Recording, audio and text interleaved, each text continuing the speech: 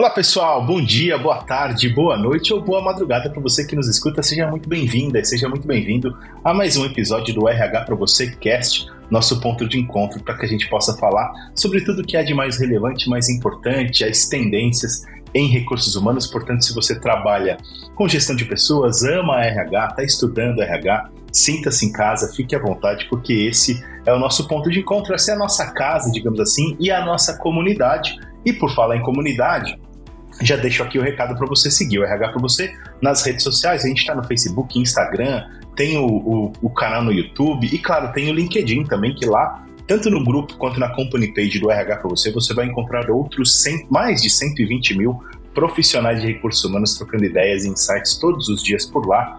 Portanto, fique à vontade para se conectar com a gente por lá também, tanto comigo quanto com o Bruno. Fique à vontade, porque a gente vai ficar super feliz de se conectar contigo por lá no LinkedIn, tá bem?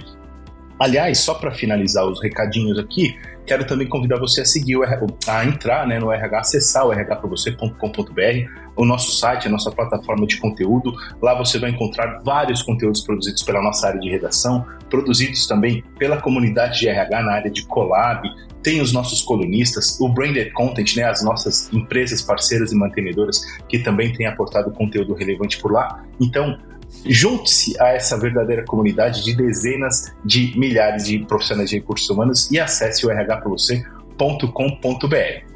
No episódio de hoje, a gente vai falar da era dos quiet, né? A gente já falou e já gravou programa, inclusive, sobre quiet quitting, já falamos sobre quiet firing e a gente vai falar hoje sobre quiet thriving. O que é isso, né? Por que a gente tem cada vez mais que ter atenção com relação a esse termo, com relação ao quiet thriving? A gente vai também, para não ficar difícil de pronunciar, a gente vai pensar de alguma forma em como a gente pode traduzir isso. E quem vai ajudar a gente a nos guiar por essa jornada para entender de fato o que é o quiet thriving é a professora Andrea Deis. Ela é mentora de carreira, palestrante, autora e neurocientista, a quem eu agradeço imensamente por ter aceitado o nosso convite e por participar do nosso podcast de hoje, viu, Andrea?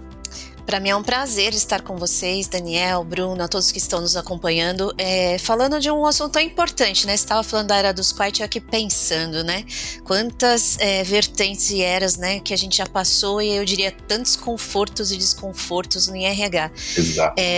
Dani e Bruno, eu tô desde 89 nessa área, vocês não têm noção as piruetas que eu acho que os RHs já deram, né, de se adaptar. E aí eu ouvi você no início falando, né, a era dos quiet. Você já imaginou quantas eras nós nos passamos, né? E quantas nós não vamos passar ainda. Então, para mim é um prazer estar com vocês aí. Nessa ainda viva, não sei se nas próximas eras eu vou estar viva, né? Mas essa pelo menos aqui. Boa, obrigado demais, Andréia. Quem participa aqui com a gente também é o Bruno Piai, jornalista e redator da RH para você. Tudo bem aí, Bruninho? Fala, gente, tudo bem?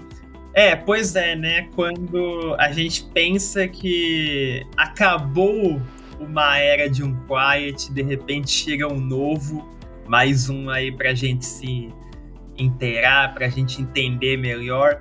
Mas acho que até dando um spoiler, pelo menos o de hoje parece mais positivo que os anteriores, né? Então a gente vai entender melhor isso. Muito legal ter você aqui com a gente, Andréia, super prazer te receber e vamos lá!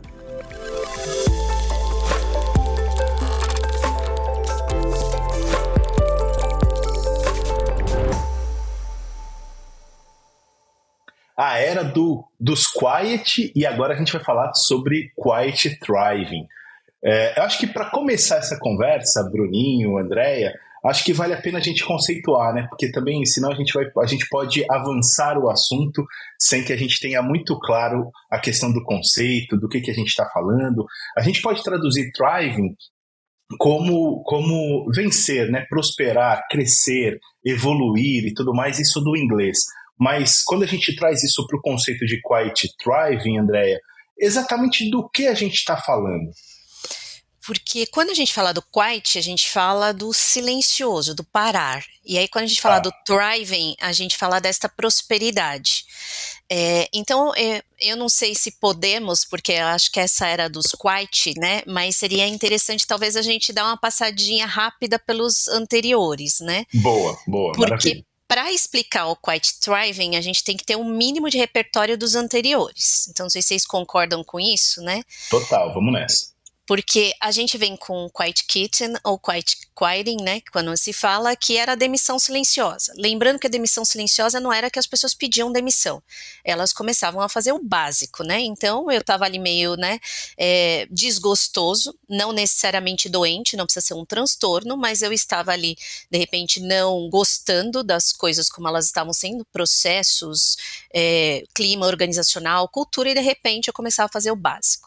Em resposta ao quieting ou quitting, né, nós tivemos o que foi chamado do quiet firing, né, o quiet firing, ele era uma resposta da empresa aos quiet quitting, né, então ele foi, olha, você tá parado, então eu vou dar, né, aí os líderes vieram com um pezinho um pouco mais firme ali, querendo forçar uma demissão silenciosa, né, e esse de forçar, ele vinha né, pelo lado da empresa, né, então a empresa com os seus gestores ou com um processo um pouco mais forçado, como se fosse uma intimidação, fazia uma pressão para que a pessoa pedisse demissão.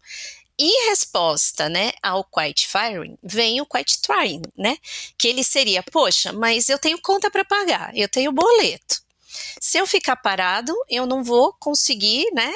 Eu não vou conseguir promoção, não vou conseguir aumento de salário, mas também não confio, porque desde o quiet quitting já existia uma certa desconfiança com relação à cultura, ao processo, ao sistema. E aí já veio uma intimidada com o quiet firing, que era a resposta da empresa. E aí o que surgiu? Justamente o quiet thriving, que é este movimento a gente chama de prosperidade silenciosa. E essa prosperidade silenciosa, ela não está muito relacionada ao estilo de personalidade da pessoa, mas significa que eu vou ter ações estratégicas para as pessoas certas.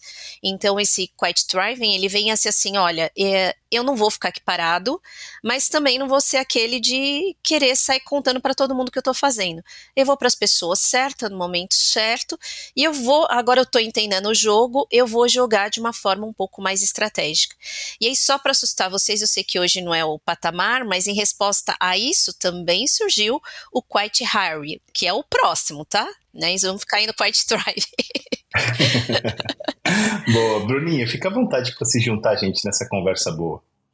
Andréia, quando a gente pensa no significado, né, desses conceitos, eu acho que principalmente o quiet quitting, eles não são necessariamente novidades que de repente pipocaram no mercado e que nunca existiram antes. Eu acho que a grande diferença é que hoje nós estamos nomeando, né, esses conceitos, e muito principalmente por conta das redes sociais, tanto que o boom do quiet quitting foi o TikTok, principalmente, e o quiet firing foi uma resposta, eu diria, perdida das empresas, despreparada, porque a gente fala muito sobre o líder acolhedor, e o quiet firing traz aquela sensação do líder vingativo, né, por assim dizer. E eu queria entender um pouquinho o impacto, até no quiet thriving, das redes sociais nesse sentido, porque a gente viu muito esse efeito, né, esse impacto no quiet quitting, mas eu queria entender um pouquinho esse impacto também nos outros conceitos que a gente está abordando aqui, porque reforçando, né, que eles não são novos, mas agora eles têm um nome, e acho que a partir do momento que eles têm um nome, isso já acarreta ao gestor uma necessidade de ação para entender o que está acontecendo, para saber o que é bom, para saber o que é ruim, por que existe na empresa dele. Então, eu queria que você falasse um pouquinho sobre isso, como que isso pode mudar também a relação do gestor com as redes sociais, porque fora os quiet tem outras coisas, né? Segunda-feira mínima, o chamado grumpy staying, que é o ficar na empresa, mas ficar de mau humor. Então tem muita coisa aí pipocando nas redes que eu acho que o gestor, o líder, se perdem um pouquinho também. Então como a gente atua nessa relação? Como que o RH também pode agir nesse sentido?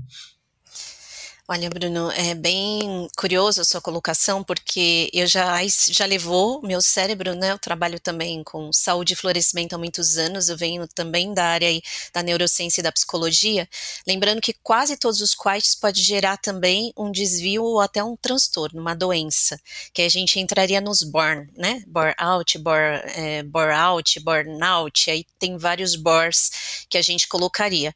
E aí me faz pensar, se a gente pensar numa sequência, que subestimar um quite pode levar, por exemplo, a um prejuízo de adoecimento lá na frente dessa comunidade, desses trabalhadores que estariam ali.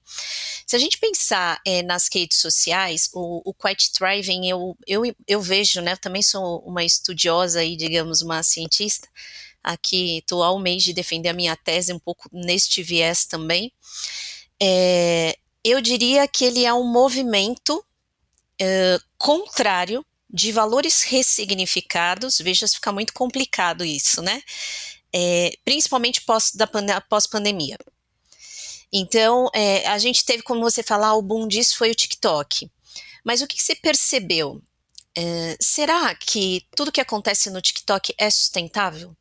Né? Será que consegue se manter? Será que tudo que acontece no TikTok, ele se torna realmente um exemplo empresarial para as pessoas de conduta? O que eu tenho estudado junto com uma comunidade que vem estudando isso em administração, é que ele vem no movimento contrário, tentando dizer o seguinte: olha, as redes sociais estão aí, e a gente não está aqui para dizer se elas são melhores ou piores, mas para que as pessoas olhem com cuidado para o que realmente é relevante e importante, o que não é, ou qual é a informação que ela é correta e não é, porque tem muita banalização e desvio e ruído de informação nessas redes sociais.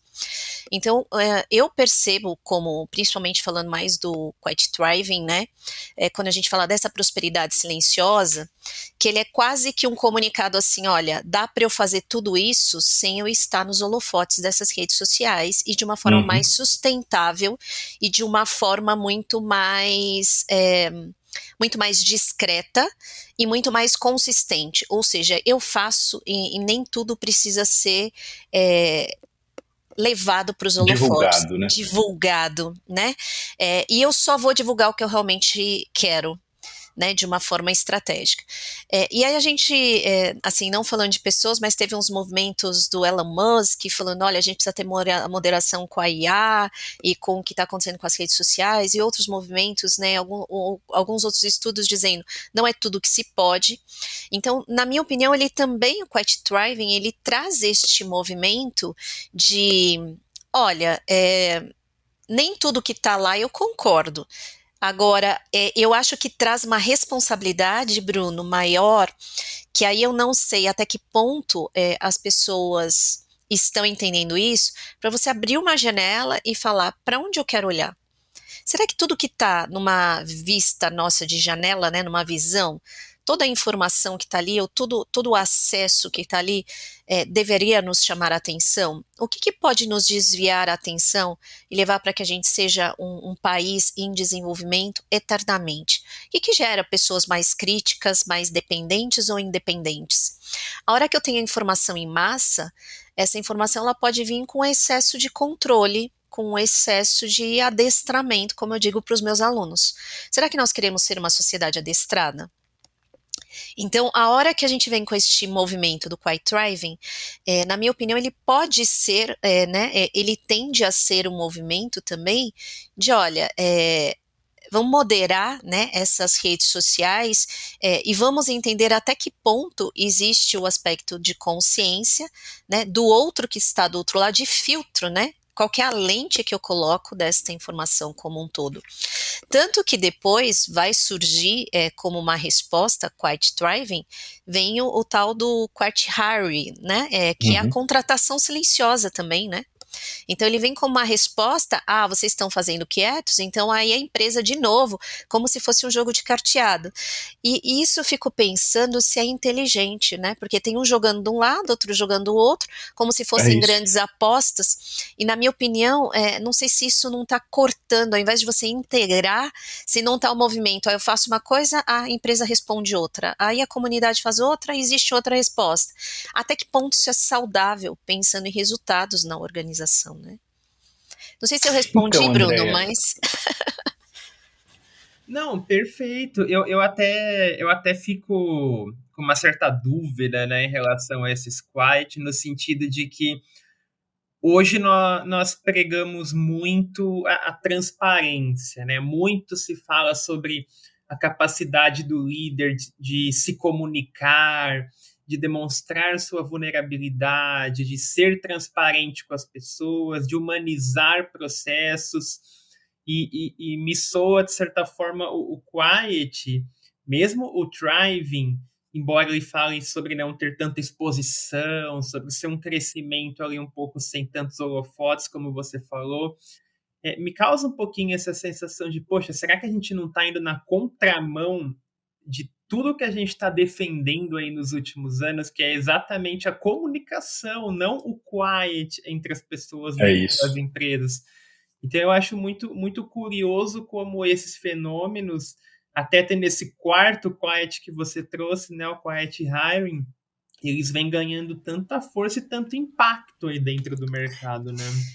O que eu mais estudo em administração, e eu fui para o doutoramento, agora estou com o projeto de pós-doc nisso, é que parece que ao invés de integrar, ele está distanciando, como se fosse um processo de luta e defesa, né? Então, tá lá de um lado um, outro do outro lado, né? A empresa, quem deveria ter, né? Ou acredita que tem o poder, digamos, vou falar financeiro mesmo, eu tô te pagando, e aí como uma resposta as pessoas falam, mas não é só sobre o que você me paga, você precisa entender o que eu penso, qual que é o valor disso, só que eu tô cansado, porque o que a pandemia ensinou, que entre tá vivo e tá morto, às vezes vem uma pandemia, uma doença, acontece algo com você, e aí vai a vida e ninguém vai se interessar pela sua vida. É o que eu pego nos entrevistados, né? Então, quanto mais eu vou lá entrevistar as pessoas e perguntar, eles falam, mas por que eu vou vestir a camisa, eu vou dar minha vida para uma empresa que se muitas vezes não se interessa em saber por que realmente eu estou faltando ou por que eu estou desanimado? E a resposta vem como uma advertência ou um processo até de punição ou até o que eu tenho visto muito do resultado disso nas avaliações de desempenho.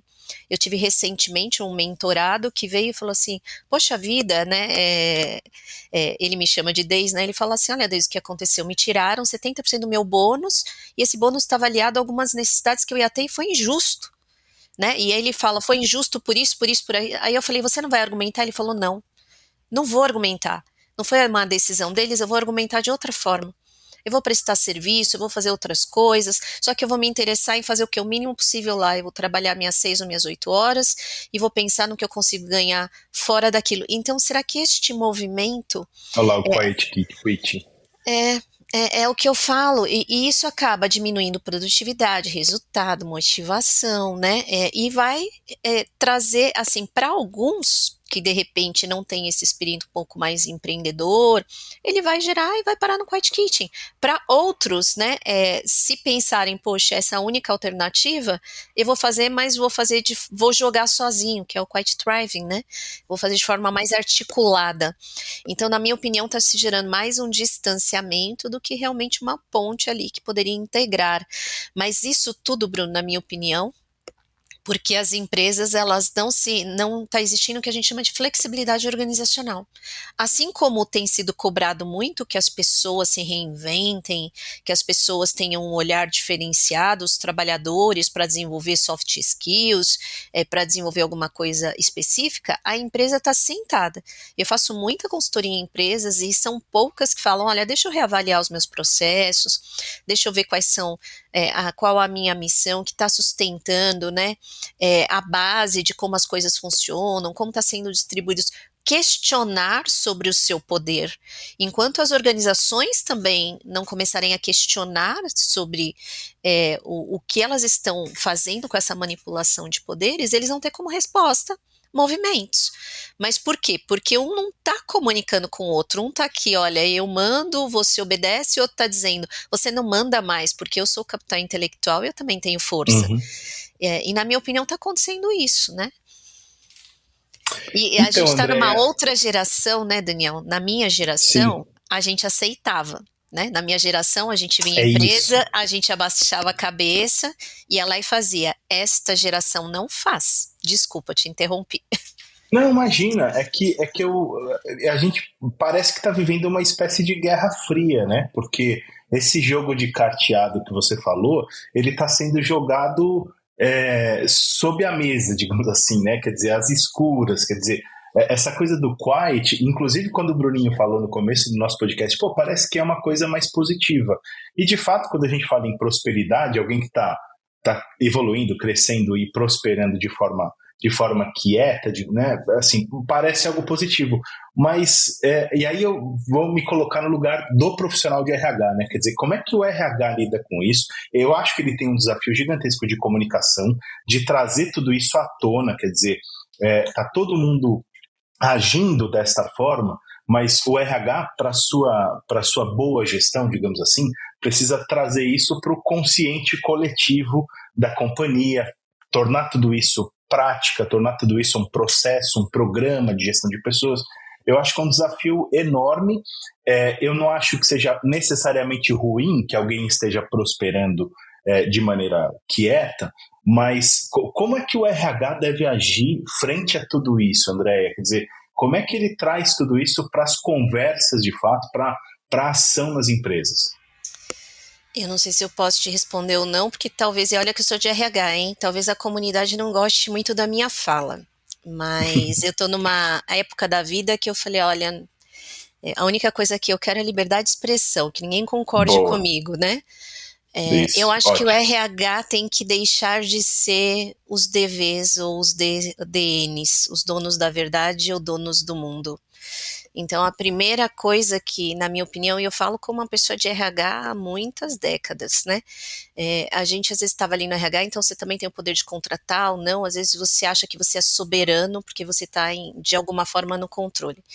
E eu percebo isso porque eu dou aula para turmas de pós-graduação e MBA, então eu escuto essas pessoas, né? E vejo a dificuldade que essas pessoas às vezes têm de ouvir, até numa sala de aula. Às vezes a gente ia falar, olha, esses movimentos de query, eles estão totalmente ligados? Aí eles, não, mas as coisas... Não, não é assim. A gente vive num mundo hoje totalmente elástico, né? Ele vai, ele volta, ele é totalmente, ele não é previsível, né? Ele é ansioso, ele é um mundo rápido, ele é um mundo ágil, ele é um mundo onde a informação está sendo questionada a cada 6, 12 horas. O que a gente está gravando aqui no podcast, se a gente for fazer o mesmo no final do dia de hoje, talvez a gente fale outras coisas, né? Com certeza. Essa informação ela está sendo muito cíclica, as pessoas que nos escutam, isso a nível mundo. E parece-me que, por vezes, o RH sentou ali, né, como donos da verdade ou do mundo, e se distanciou também, né, então é como se fosse um duelo, né, empresa, e ele precisasse ali estar representando a organização, porque é o que eu escuto, né, representando a organização, e aonde cria esse distanciamento das pessoas. Então, na minha primeira, assim, visão do que eu vejo isso, tanto em salas de aula, como em mentoria, como em consultoria, a gente precisaria ter um olhar mais de aproximação, de interesses em comum, né, deste RH também se aproximar, e ele deveria ser hoje um perito em conversas difíceis e em administração de conflito. E ele juntar essa informação, olha, eu estou ouvindo isso das pessoas, essa é a necessidade, sabe aquele olhar sem julgamento, não é Uhum. ouvir e você querer defender um lado, não é sobre isso passou, a gente não está nessa época, né? Assim a gente vai buscar a guerra, né? Não é sobre defender um dos lados, é aquela escuta que eu chamo de escuta empática, não é escutativa, é escuta empática, deixa eu ouvir qual que é a necessidade do Bruno, qual que é a necessidade do Daniel, o que a empresa tem, e eu ir como um grande articulador nesse centro. Então eu vejo o RH hoje como uma posição que deveria ser mais de articulador e não de tentar falar eu estou de um lado, eu estou do outro, nenhum dos dois lados. Perfeito. Eu estou simplesmente interagindo, entendendo e compreendendo. A palavra compreender, por exemplo, ela vem com na minha, né, na minha etimologia do que eu entendo sobre ela, significa empreender com, né, compreender, empreender com o outro. Então, o RH deveria ser como esse empreender com o outro, de ir buscar, olha, o que está aqui dentro desse, que desde o Quiet Quitting, a gente tem um forte laço ali que diz, nós estamos descontentes com a gestão, com a cultura, com o clima, com os processos como eles estão.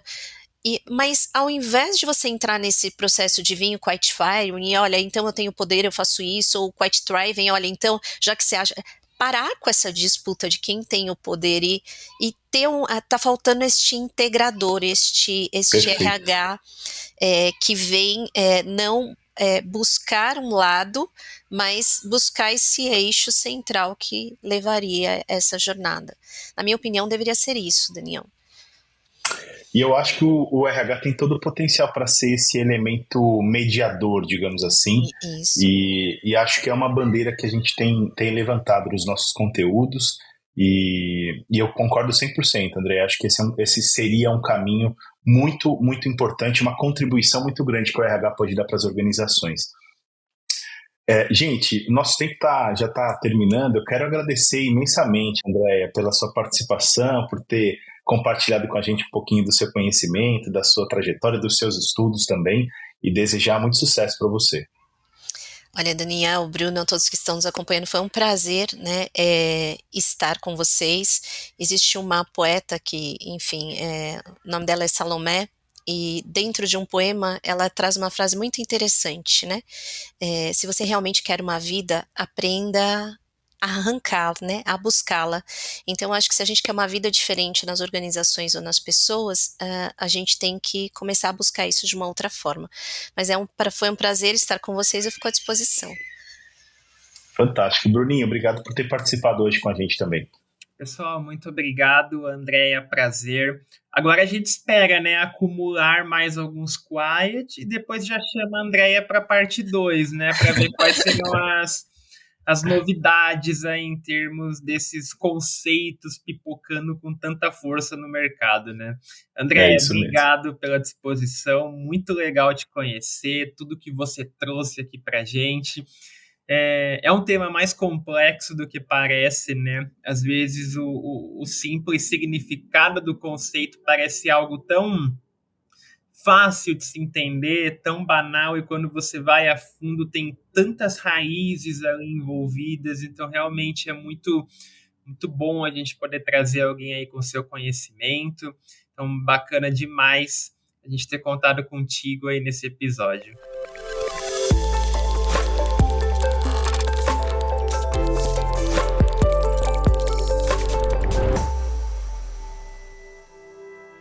E aí, curtiram o nosso bate-papo de hoje? Eu e o Bruninho, Bruno Piai, redator jornalista do RH para você, conversamos com a professora Andréia Deis, mentora de carreira, palestrante, autora e neurocientista. A gente falou sobre a era dos Quiet, em especial o Quiet Thriving.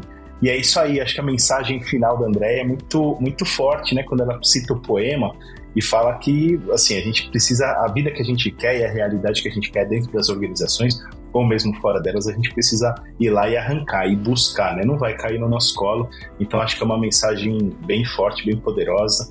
E só para finalizar, quero deixar aqui o convite para você se inscrever ou assinar o feed do nosso podcast, do RH for Buscast, no tocador de sua preferência. A gente está no Spotify, no Deezer, Apple Podcasts, Google Podcasts, SoundCloud, no YouTube, onde quer que você esteja ouvindo a gente, fica a dica para você se inscrever. Assim, sempre que tiver episódio novo publicado, a gente vai aparecer na página inicial do seu player, mas você sabe que toda segunda-feira cedinho, entre 5, 6, 7 da manhã, tem episódio novo na área para a gente começar bem a semana. Beleza? Eu aproveito inclusive para desejar uma excelente semana para você. A gente já se vê no próximo episódio. Um grande abraço e até mais.